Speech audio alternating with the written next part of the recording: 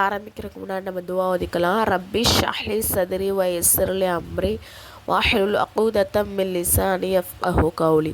ரப்பி ஸித்னி இல்மா ரப்பி ஸித்னி இல்மா ரப்பி ஸித்னி இல்மா.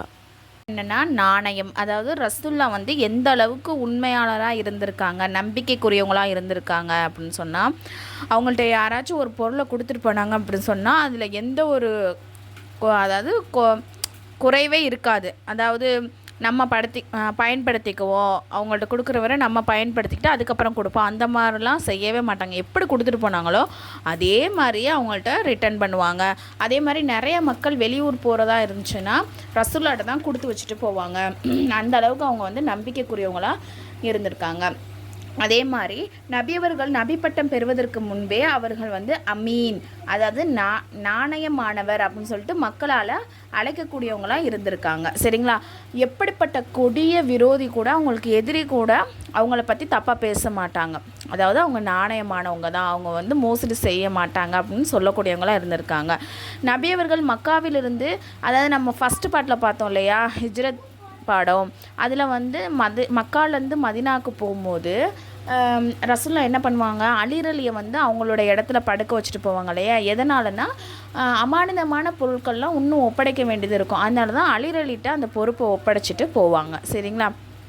அதே மாதிரி நபி ஸல்லல்லாஹு அலைஹி வஸல்லம் அவர்கள் ஒரு ஹதீஸின் கூறினார்கள், அல்லாஹும் அவன் தூதரும் தன்னை பிரியப்பட வேண்டும் என்று எவர் விரும்புவாரோ அவர் வந்து எனது பேசினால் உண்மையே பேசட்டும், அவரிடம் அமானிதம் தரப்பட்டால் அவற்றை பாதுகாத்து திருப்பி ஒப்படைக்கட்டும் அப்படின்னு சொல்லிட்டு நபி ஸல்லல்லாஹு அலைஹி வஸல்லம் வந்து சொல்லியிருக்காங்க. அதாவது அல்லாவும் அவனுடைய தூதரும் என்னை பிரியப்படணும்னு நினைக்கிறவங்க என்ன பண்ணணும், பேசினா உண்மையே பேசட்டும், அமானிதமாக ஏதாவது பொருள் ஒப்படைச்சாங்க அப்படின்னு சொன்னால் அதை அப்படியே திருப்பி கொடுக்கணும். சரிங்களா? மேலும் கூறினார்கள், அமானிதத்தை மோசடி செய்பவன் நயவஞ்சகன் ஆவான். நயவஞ்சகன்னா என்ன? அதாவது உள்ள ஒன்று வச்சுக்கிட்டு வெளியே ஒன்று பேசுகிறது. நயவஞ்சகன்னா என்னது? அதாவது உள்ளொன்று வச்சுக்கிட்டு வெளியே ஒரு மாதிரி நடக்கிறது. அதாவது வெளியே வந்து நாமளால் நான் முஸ்லீம் சொல்கிறது, ஆனால் உள்ளக்குள்ளே என்னது, அவன் முஸ்லீமா, அவன் வந்து அந்த இஸ்லாத்தை வந்து ஏற்றுக்கிறாமல் இருக்கிறது. இந்த பாடத்துடைய கொஷின் என்ன அப்படின்னு சொன்னால், மக்கள் நபியரிடம் பணப்பொருட்களை வைத்திருக்க சொல்லி கொடுத்தால் அவர்கள் அவற்றை எவ்வாறு வைத்திருப்பார்கள்? ஹிஜ்ரத் செய்யும்போது நபியவர்கள் அமானித பொருட்களை திரும்ப ஒப்படைக்குமாறு யாரிடம் கொடுத்தார்கள்? அமானித மோசடி செய்பவன் எவன்? அடுத்த படம் வந்து வாக்கின் உண்மை. அதாவது நபி ஸல்லல்லாஹு அலைஹி வஸல்லம் வந்து யாருக்காவது ஒரு வாக்கு கொடுத்துட்டாங்க அப்படின்னு சொன்னால் அதை கண்டிப்பாக நிறைவேற்றக்கூடியவங்களாக இருந்திருக்காங்க. ஒரு தடவை ரசூல்லாவுடைய நண்பர் அப்துல்லாங்கிறவர் வந்து ஒரு இடத்துல வந்து ரசூல்லாவை வந்து ஒரு கொடுக்கல் வாங்கல் விஷயத்தில் பேசிக்கிட்டு இருக்காங்க. அப்போ திடீர்னு வந்து அவருக்கு ஏதோ ஒரு வேலை வந்துருச்சு. அதோடு அவர் சொல்கிறார், நீங்கள் இங்கேயே இருங்க, நான் போயிட்டு வந்துடுறேன் அப்படின்னு சொல்லிவிட்டு அவர் போயிட்டார். ஆனால் போனவர் என்னது, ரசூல்லாவை வெயிட் பண்ணுங்கன்னு சொன்னதை மறந்துட்டார் அவர். ஆனால் ரசூல்லா வந்து என்ன சொல்கிறது, நான் இங்கே இருக்கேன்னு சொல்லியிருப்பாங்க இல்லையா, இங்கேயே வெயிட் பண்ணுங்கள் நான் போயிட்டு வரேன்னு சொல்லும்போது நான் இருக்கேன் அப்படின்னு சொன்னாங்கல்ல. அதனால ரசூல்லா அங்கேயே இருந்திருக்காங்க. 3 நாள் அப்படியே இருந்திருக்காங்க. இப்போ திரும்ப அவர் வந்து அந்த வழியாக வரும்போது தான் ரசூல்லாவை பார்க்குறாங்க. அப்போ தான் அவருக்கு ஞாபகம் வருது, நம்ம போயிட்டு வரோன்னு சொன்னமேன்னு சொல்லிட்டு அவர் என்ன பண்ணுறாரு, தான் சொல்ல நினச்சி அவர் வந்து ரொம்பவே வந்து வருத்தப்படுறாரு. வெட்கம் அவருக்கு வந்து ஏற்படுது, இப்படி நம்ம பண்ணிட்டோமே அப்படின்னு சொல்லிட்டு.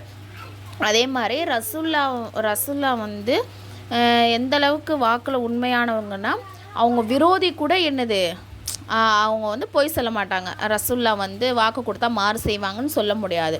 அதான் நம்ம ஃபஸ்ட்டு பார்ட்லேயே பார்த்தோம் இல்லையா, அந்த மன்னன் ஹிர்கல்கிட்ட, ரோம் நாட்டு மன்னன், அவங்கள்ட்ட வந்து அபு சுஃபியான் என்ன சொல்லியிருப்பார், அவங்க வந்து அந்த மன்னர் கேட்டிருப்பார், அந்த நபி வந்து உண்மையானவரா, வாக்கில் வந்து உண்மையானவரா அப்படின்னு கேட்கும்போது, அப்போ கூட அபு சுஃபியான் வந்து மிகப்பெரிய எதிரி ரசூல்லாவுக்கு. அப்படி இருந்தும் கூட அவர் என்ன பண்ணுறாரு, ஆமாம் அவர் வந்து வாக்கில் வந்து ரொம்பவே உண்மையானவர்னு சொல்லிட்டு சான்று கூறுறாரு. சரிங்களா?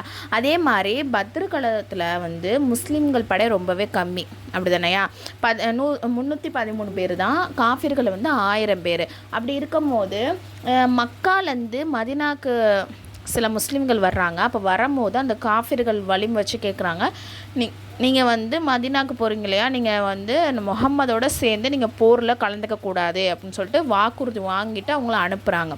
இந்த செய்தி ரசூல்லாவுக்கு தெரிஞ்சோன்னே அந்த மக்காலேருந்து வந்தாங்க இல்லையா மதீனாக்கு, அப்போ வந்து அவங்களும் என்ன பண்ணுறாங்கன்னா இந்த போரில் நாங்களும் ஜாயின் பண்ணிக்கணும்னு சொல்லும் போது ரசூல்லா சொன்னாங்க, இல்லை நீங்கள் வந்து வாக்குறுதியை அவங்களுக்கு கொடுத்துட்டு வந்திருக்கீங்க, நாங்கள் வந்து போர் செய்ய மாட்டோன்னு, அதனால நீங்கள் திரும்ப போயிருங்க, எங்களுக்கு வந்து அல்லாஹ் எங்களுக்கு உதவி செய்வான் அப்படின்னு சொல்லிட்டு அவங்கள அனுப்பிடுறாங்க.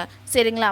அதே மாதிரி மக்கா வெற்றி அடைந்த போது வந்து ஏராளமானவங்க வந்து முஸ்லீம் ஆகிட்டாங்க. ஆனால் பல பேர் வந்து அவங்க செஞ்ச விஷயம்லாம் ஞாபகம் வரும் இல்லையா, துன்புறுத்துனாங்க இல்லையா, ரசுல்லாவையும் முஸ்லீமானவர்களையும் துன்புறுத்துனாங்க இல்லையா, அந்த விஷயம்லாம் ஞாபகம் வந்து நம்மளை மன்னிக்க மாட்டாங்க, நம்மளை அடிச்சே கொண்டுருவாங்கன்னு அவங்களாம் நினச்சிக்கிட்டே என்ன பண்ணிடுறாங்க, ஊரை விட்டே ஓடிடுறாங்க.